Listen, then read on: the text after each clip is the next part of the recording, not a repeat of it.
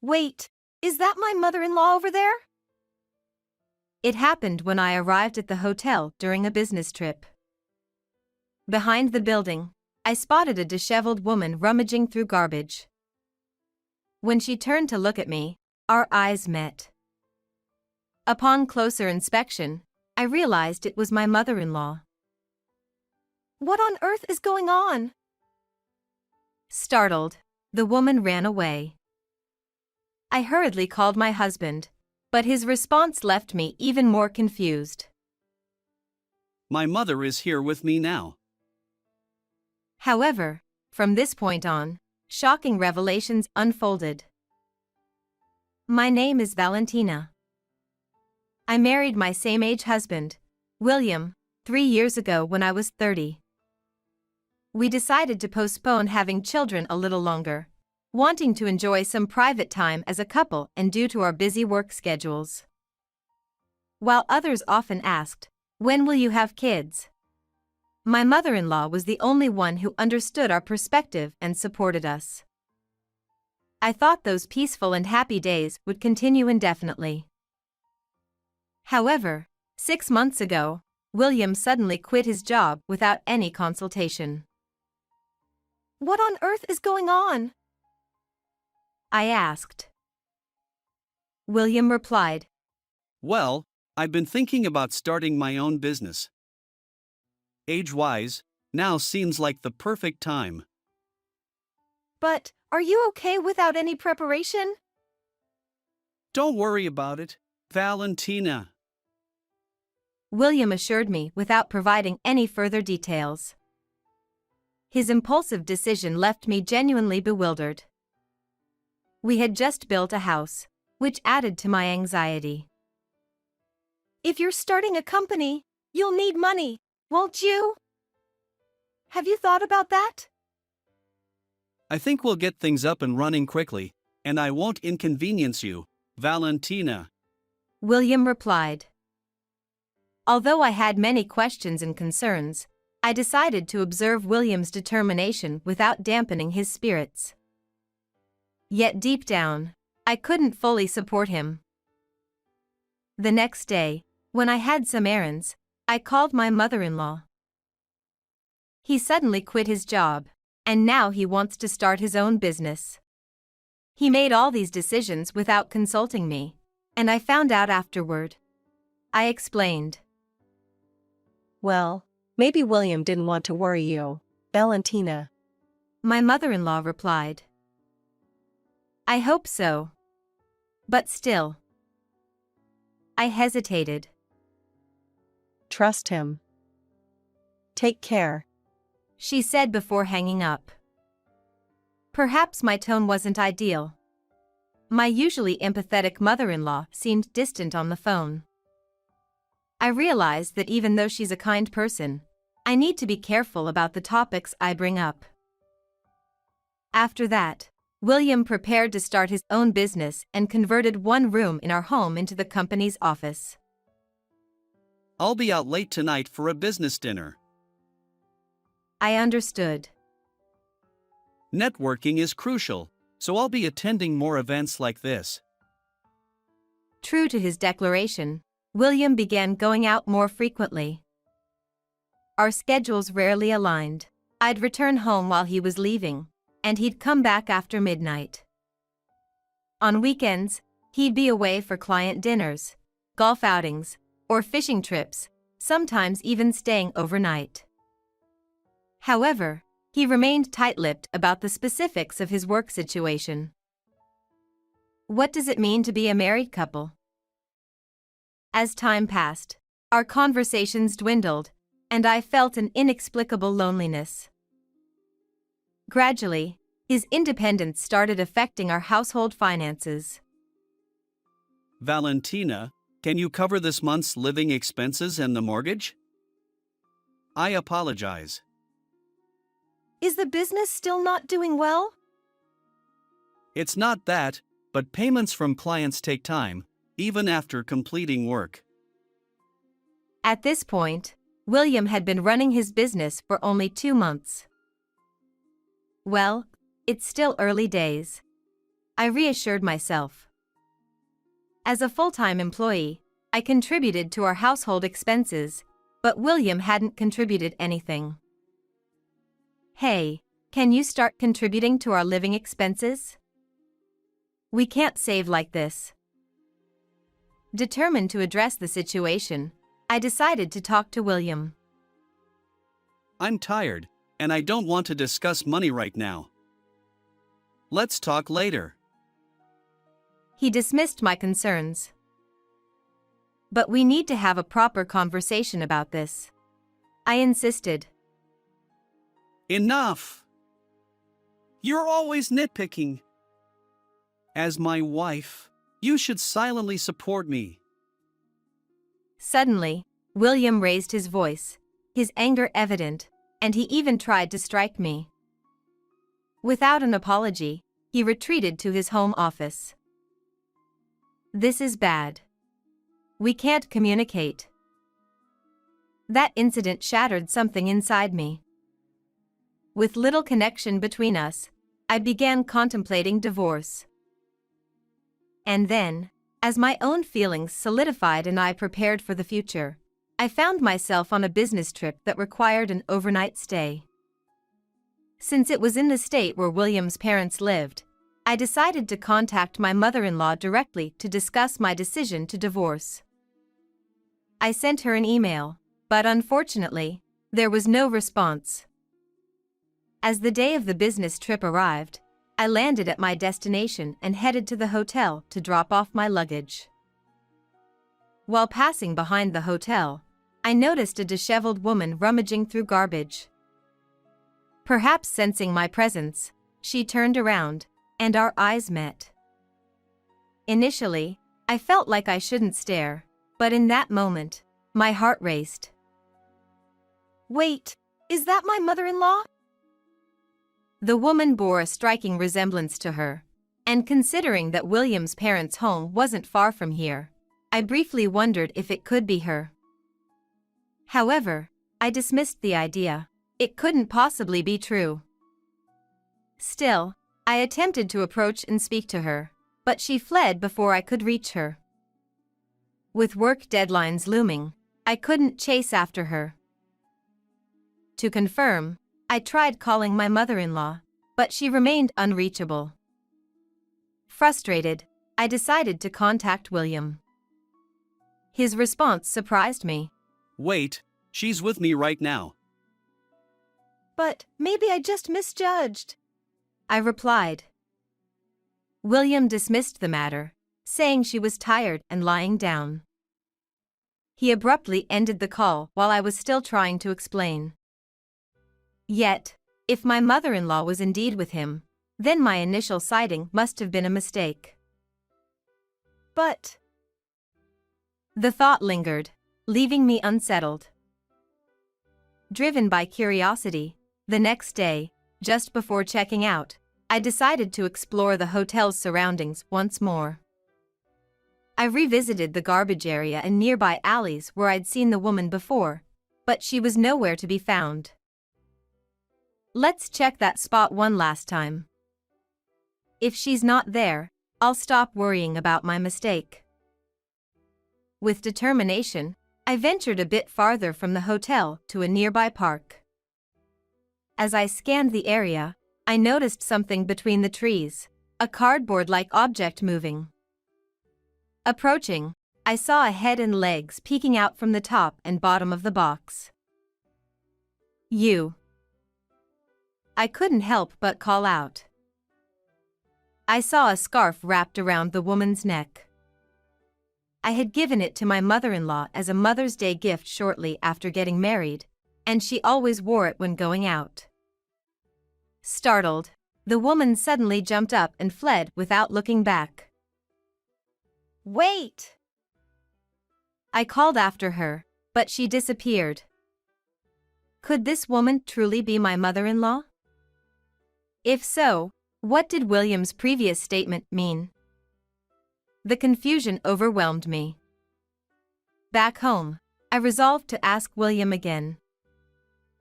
After returning home from my business trip, I found William in the middle of washing dishes. Welcome back. My mother just left a moment ago. She wanted to see Valentina too. He held 2 sets of dishes, indicating that someone had been there. Despite my lingering doubts about William, I decided to call my mother-in-law once more. However, the phone rang without connecting at all. Driven by curiosity, I visited my in-laws' house on my day off. What I saw there left me speechless. A vacant lot where the building used to stand. What's going on? I haven't heard anything, I wondered aloud. Despite the confusion, I remained convinced that the disheveled woman I saw during the business trip was indeed my mother-in-law. Suspicious of William's silence, I resolved to uncover the truth. First, I desperately wanted to talk to my mother-in-law, so I set out to find her again. I continued to interact with William as usual, secretly investigating. This time, I went to a place that might hold crucial answers and tried to listen to what was said. As I learned more, hidden truths began to emerge. I won't forgive this. Fueled by anger toward William, I decided to take matters into my own hands. 2 weeks later, William had been away for about 3 days on a business golf outing with distant clients. On the day he was due to return home, I had prepared everything and quietly waited for his arrival.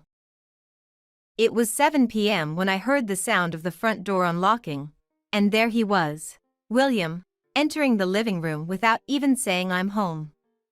He tossed a large Boston bag onto the sofa. I'm exhausted. Make me some coffee, he demanded. Welcome back.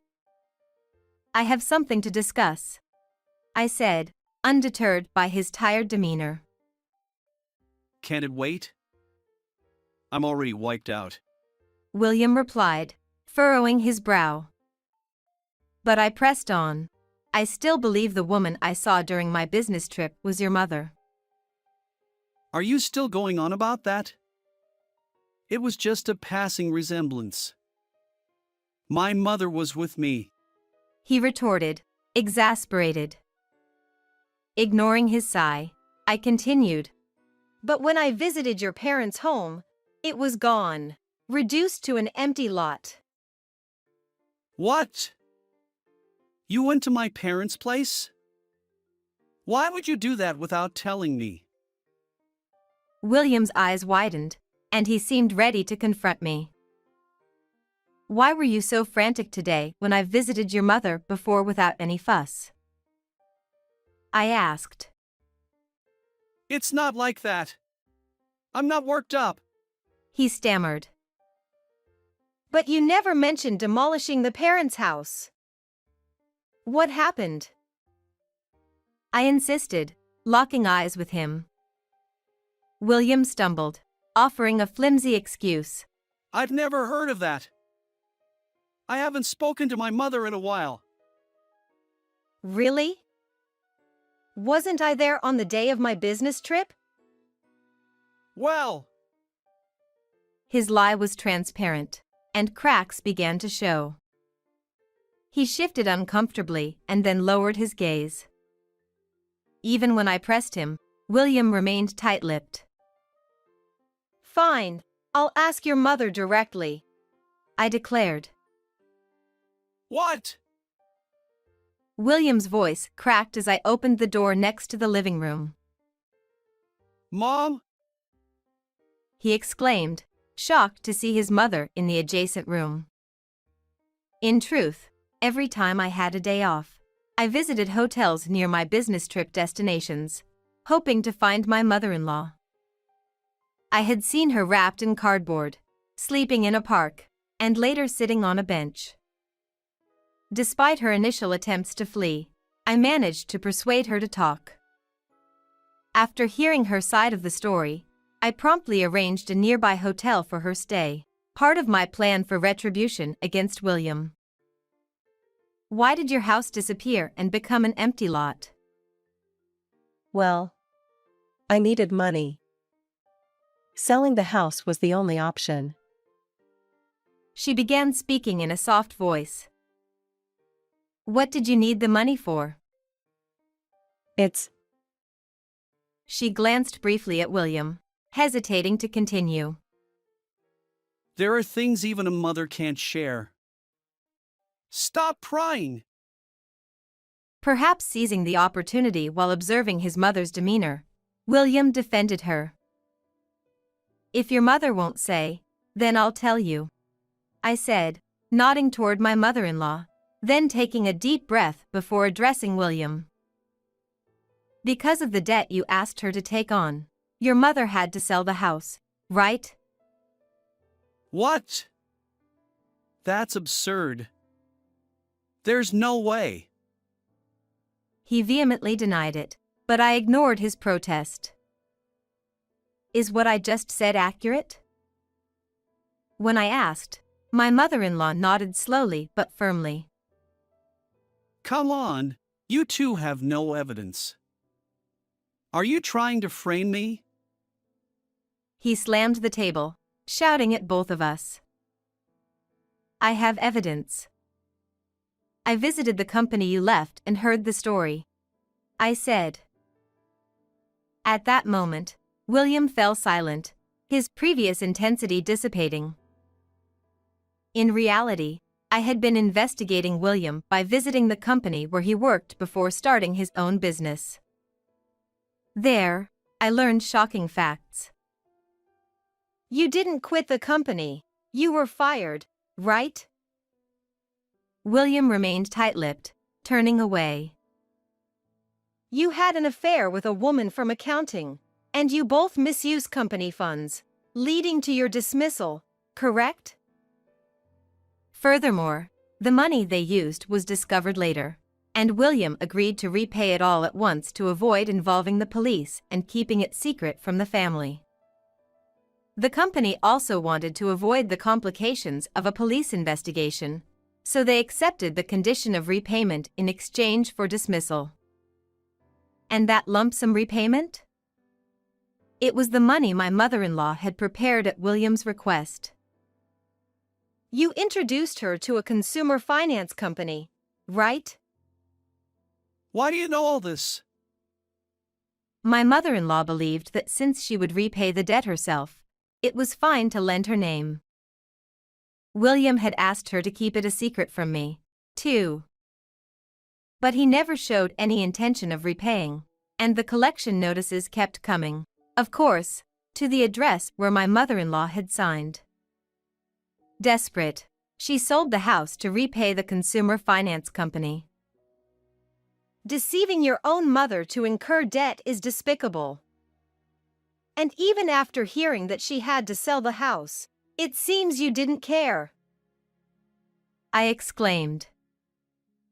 William nonchalantly replied, It's fine. The debt was settled, so there's no problem. That's not okay.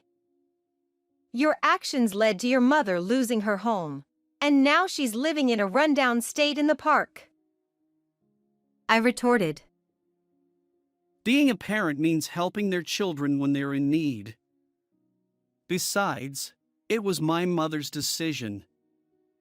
I never told her to sell the house. William defended himself. His lack of remorse was infuriating. My mother-in-law looked heartbroken, and my own emotions were in turmoil. To make your own parents miserable. I won't forgive you. I locked eyes with William, who was sprawled on the sofa. By the way, you haven't paid any living expenses or the mortgage. Can you show me evidence of your company's financial transactions? William snapped. No way. There's no need for that. Ignoring his refusal, I handed him a copy of the company's financial records from his computer. I looked at your computer to investigate you. William stammered. You! How dare you invade someone's privacy like that? Your income has been almost zero, but was your company merely a facade? I pressed. Caught off guard, he fell silent. But this wasn't the end. And on top of that, you're cheating without even working, I accused. William exploded. You have no proof. How dare you say that? I opened my laptop, revealing a video. I have evidence. As he watched the footage, William's face turned pale. The video showed him with another woman in his home office, clearly engaged in an affair. I had discreetly installed cameras to monitor his actions. Still involved with that woman, huh? Knowing she worked in accounting, I had shown the footage to William's former boss, who confirmed her identity. The 2 sets of dishes at home during my business trip likely belonged to his mistress. Supporting you financially while you cheat without working. Your entitlement knows no bounds, I said. William retorted. What's wrong with that? You earn more, so it's only natural for you to provide. His audacity shocked me. But using our savings for your affairs? What's your plan? I confronted him with our bank account statements. You've depleted our joint account. This man's behavior was beyond redemption. His excuses were tiresome. Curious about the source of his affair funds, I checked our bank accounts, confirming my suspicions. So, for that reason, please proceed with the divorce. Pay back the depleted savings and the compensation for the affair all at once, I stated firmly. William protested. That's impossible. Stop saying absurd things. That's just your convenience, isn't it? I retorted. William turned to his mother, desperately asking, Mom, can you lend me money again? It seems I have to pay her. Both my mother-in-law and I were left speechless by William's outrageous remarks. But my mother-in-law gathered her resolve and stepped forward. Enough is enough. I'm cutting ties with you. But before that, repay the debt I covered, she declared boldly. Internally, I applauded her strength. And by the way, I've consulted a lawyer I know, so don't even think about evading this, I added. Abandoned even by his own mother, William came to me, pleading tearfully. We can't get divorced. I apologize for everything. Please forgive me. Let's return my mother's money together. That's out of the question. It's the consequence of your actions, I replied sternly, watching him collapse to his knees. In the following days, the divorce between William and me was finalized. I claimed $25,000 for the affair compensation and half of the money from the depleted savings. His affair partner also paid $10,000 in compensation. My mother-in-law demanded full repayment of the debt she had covered. I let him sell the house, which was under William's name and where I had been paying the mortgage, to start repaying my mother-in-law. Now, she can rebuild her life. I'm content living in an apartment, and William used the money from selling the house to make payments. However, he still has outstanding mortgage debt, and he's currently working away from home. As for me, I'm more dedicated to my work than ever. While I hope to find love again someday, for now, I'm enjoying my single life. How did you like this story? If you enjoyed it, consider subscribing to my channel. Until next time.